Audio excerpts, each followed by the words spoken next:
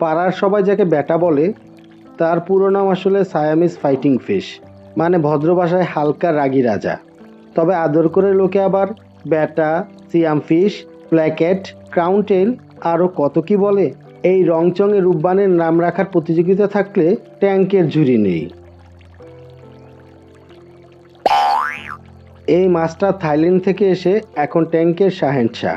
ছোটোখাটো লাল নীল সবুজ কাপড়ে রঙিন, লেজ যেন নাচতে থাকা পাখার মতো, আর মেজাজ ভালো না হলে পাশের মাছের সাথে যুদ্ধ বাঁধায়, এমনই এক ড্যাশিং ক্যারেক্টার। ট্যাঙ্কের কথা বললে বেশি বড় না হলেও চলবে, 3 থেকে 5 গ্যালনের ট্যাঙ্ক হলেই ব্যাটার রাজত্ব জমে যাবে। তবে ভাই, প্লাস্টিকের ছোট কাপ নয়, ওটা তার জন্য জেলখানা।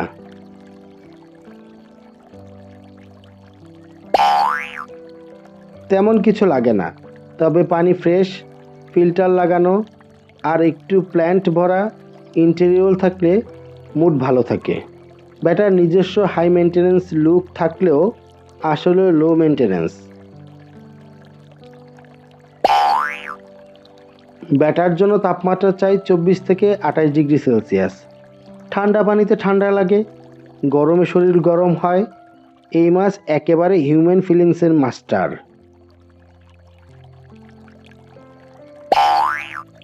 ব্যাটা মাছ একটু পজিটিভ, নিজের মতো থাকতে চায়। অন্য ব্যাটার সাথে থাকলে WWF হয়ে যেতে পারে।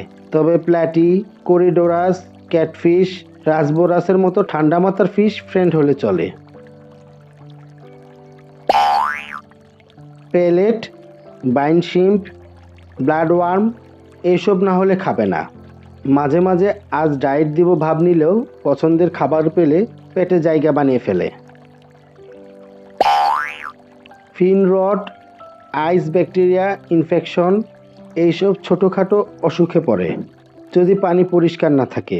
আবার মাঝে মাঝে মন খারাপও ব্যাটা চুপচাপ থাকে। ছেলে ব্যাটা বাবার মতো যত্নবান, বাবাই বাবুদের দেখাশোনা করে বাবল নেস্ট বানিয়ে। তবে দুইজন ব্যাটার প্রেম করাতে হলে আগে ক্যান্ডেল লাইট ডিনার করিয়ে মুড়ে আনতে হয়। যে কোনো প্যাট শপে গেলে দোকানদার বলবে, এই যে ভাই ব্যাটা আছে।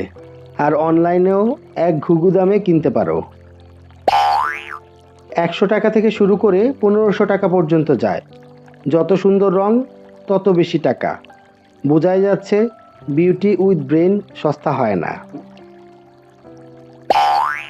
আয়নার সামনে মাঝে মধ্যে রাখো, ভাববে প্রতিদ্বন্দ্বী এসেছে, এক্সারসাইজ হবে।